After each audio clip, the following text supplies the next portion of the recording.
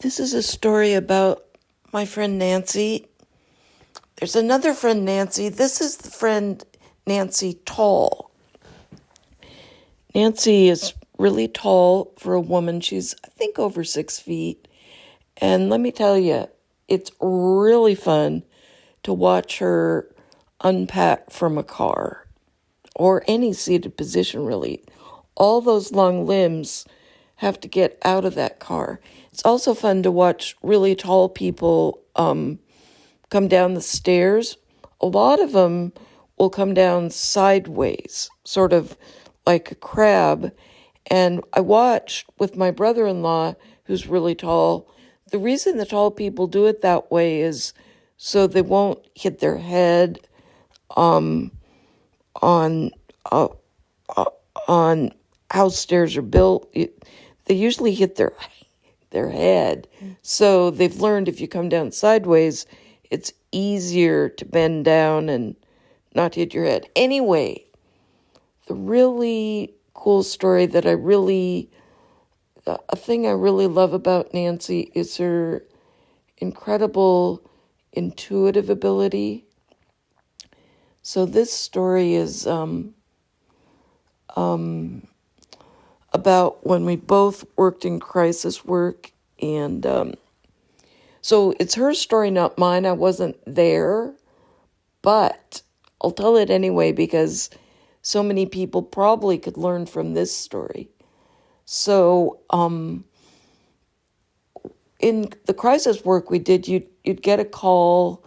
You might get it on your pager at home in the middle of the night, whenever, if you were on shift, of course. But anyway, so she gets a call from 911, and the sheriff or the cops or whoever had asked CENTCOM to call the MHP, the mental health professional, for added help with some situation.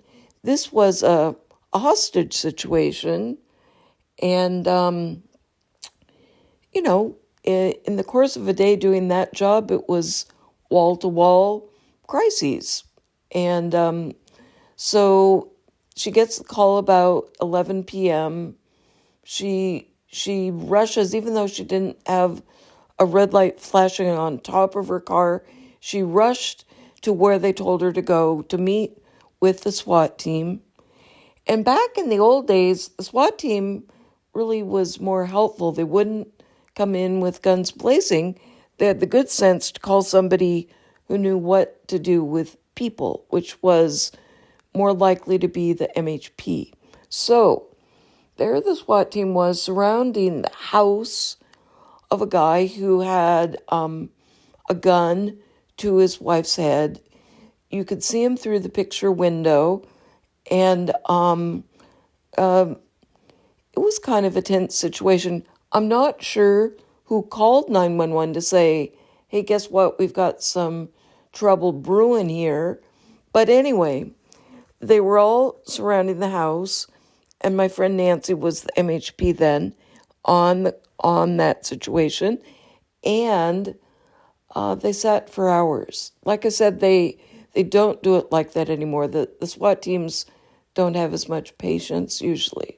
So it's 11 o'clock. They sit there. They actually sit there till like 5 in the morning.